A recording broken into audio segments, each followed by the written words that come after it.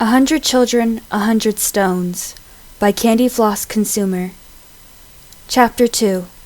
18 Hours. Sakura leaves the old man's house at 0600 hours sharp. Her sensei is still asleep, and from the rate his chakra is turning at, it will be at least 2 more days before he awakens. Sakura can work with that. She has graves to dig and bodies to burn after all. Absently, she hopes these people will find peace. Sakura would pray, but shinobi hardly have the belief required for kami. Not that she had much belief beforehand anyways. Her echo keeps her feet on the right paths, and Sakura picks up another child on her way to the burial grounds. The girl is much lighter than the boy from yesterday, but that does not comfort Sakura in the slightest. This girl is obviously older. Sakura would not be surprised if they had been the same age before she passed away. The only difference between them being that Sakura is a shinobi, and the girl was an orphan street rat who died of starvation in a small, poverty-stricken country. Sakura glances downwards and notices the hand-shaped bruising and small vertical cuts scattered across the girl's skin. Or from something worse. Her echo begins emitting a calming sound, wrapping Sakura softly with care. She will name this one and the others like her with names fitting their courage, for living as long as they could, despite hoping to die. When Sakura arrives back at the burial grounds, she is surprised to see a small group of kids loitering at the edge of her genjutsu. Their eyes focus in on her as she draws near, suspicion and wary hope churning within their chakra signatures.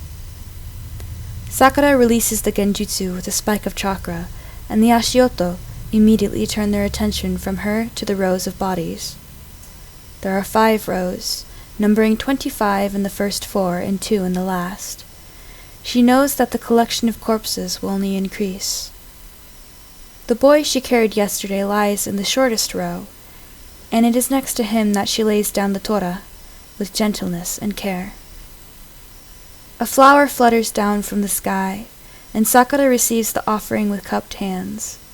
It is a tiger lily, petals of vibrant orange and striped with a strong, well-defined black.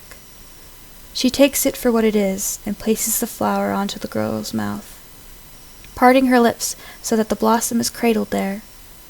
She then stands from her kneeling position, turning to the ashioto. "Will you bring the others?" she asks them, letting none of her uncertainty show in her voice.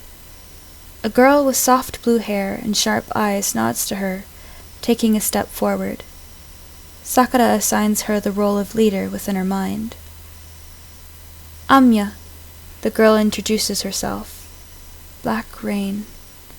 Her hand is held next to her head, thumb, pointer, and pinky fingers splayed up, as her other fingers are bent down.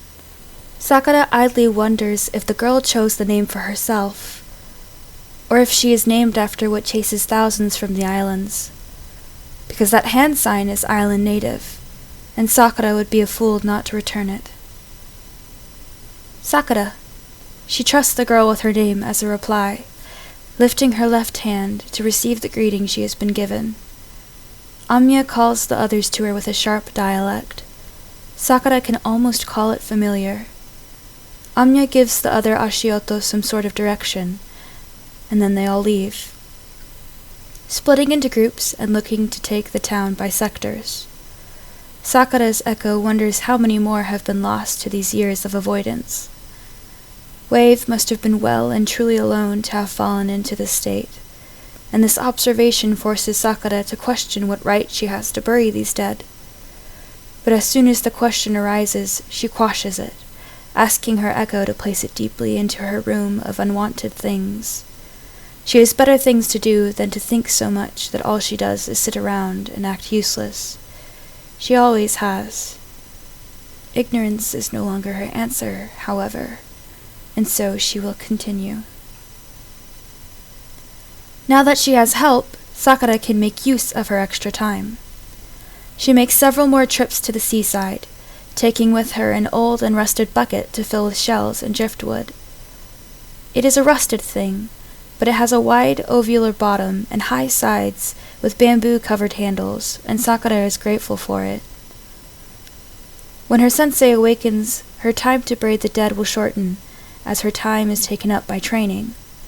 At least, she hopes.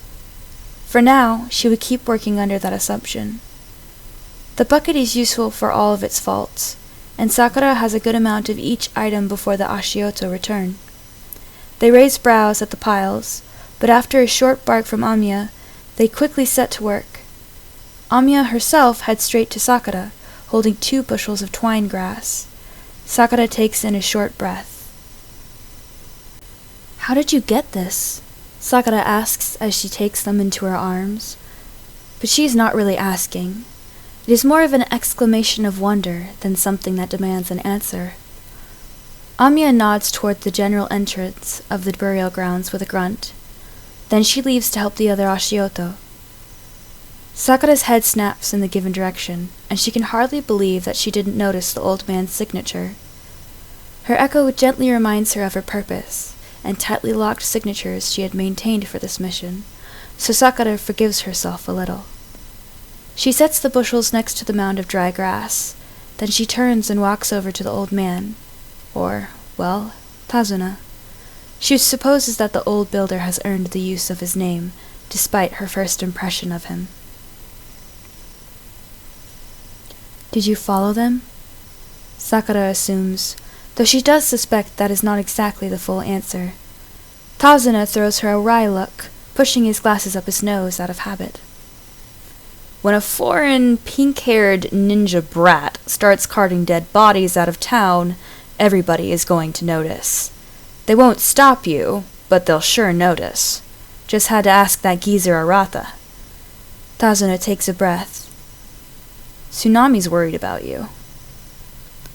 Sakura jolts slightly in surprise, but the movement is too small for a civilian like Tazuna to notice. She has a feeling he knows anyway. "And the boys?"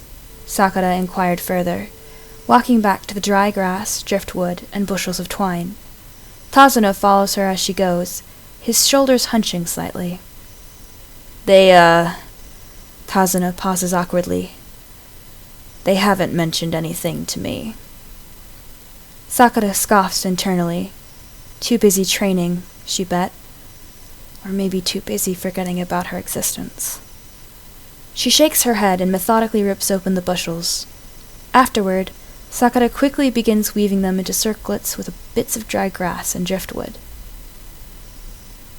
"I'm sure it's because they're too busy with training." Sakura provides an out to the old builder. He takes it gratefully. "Yeah, I don't see them much except for at mealtimes." Tazuna sits down on the ground next to her, picking up some twine with practiced hands. "Do you need some help with that?" His words are less of a question and more of an offer. Sakura blinks in surprise. She had forgotten that before being a drunkard, Tazuna was a builder. Weaving some grass probably wasn't much compared to interlocking bridges and other great pieces of architecture together. A small smile tugs at Sakura's lips. The weight that had settled on her chest lightens slightly. "Thanks," she says.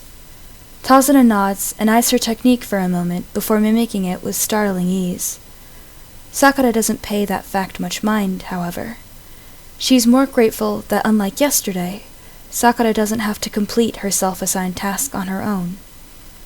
She had first gotten a taste of teamwork from her sensei's genin test. Sakura's smile stays soft on her lips. Perhaps she'll learn a bit more about it with Tazuna, Amiya, and the ashioto. It is 1800 hours on the dot, and Sakura tells Amiya to return with the rest of the ashioto the next day at 6, knowing that Tsunami will be disappointed if either Tazuna or Sakura are late for dinner. In all honesty, Sakura had forgotten the time in the blur of the day.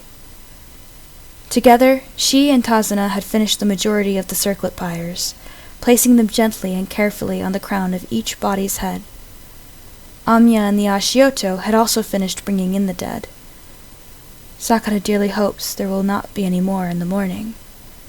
She has added up the first rows with the additional ones from today, and her heart grieves. 201.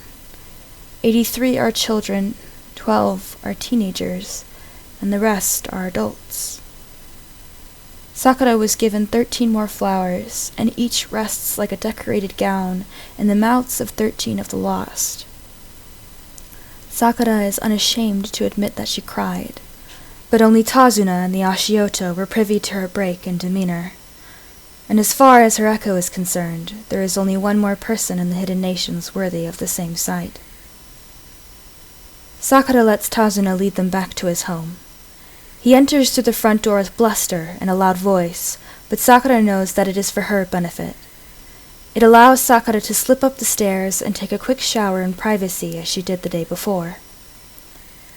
Tazuna had promised to keep the burial ground a secret from Tsunami until the day of burning. He couldn't make any concerning Sasuke and Naruto, but Sakura understood that is only natural. The boys were shinobi, if only genin. They were a tad more observant than the average civilian, at least to anything that wasn't about her. Her echo fades into a hazy sleep as Sakura arrives at the kitchen. This time she is early enough to help Tsunami set the table, and she gives Inari a secret high five as they finish together.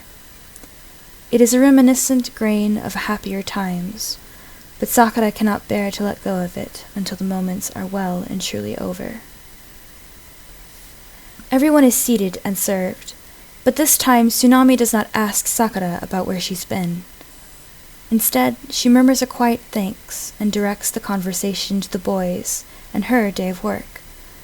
It is peaceful, and Sakura nods her head slightly at Tsunami in thanks. If Sasuke and Naruto wanted to know what she was doing, a civilian wasn't going to go digging for them. They most likely didn't truly care to know anyway. Just curious to be curious. They probably assumed she was either out pampering herself or training, given the roughed-up shape she had come back with as of late. Even without Tsunami chasing her away with an uncomfortable question, Sakura is still the first to leave the table. She sets her dishes in the sink as before, and putters back up the stairs. The difference this time is that Sakura is silent as she goes, and does not bother to stop and eavesdrop on her team and Tazuna's family. She's dealt with enough this past day, and she wanted to be near her sensei. So she pulls the futon closer to him with care and measured breaths, pulling her blanket over her body as she curled up towards the jonin. She is almost fast asleep when she remembers, and reaches her hand out slightly with a murmur. "Night, Kashi-sensei." Sakura's voice is quiet and thick with sleep as she says it. She is deeply asleep when her chakra pulse finally syncs with the jonin's.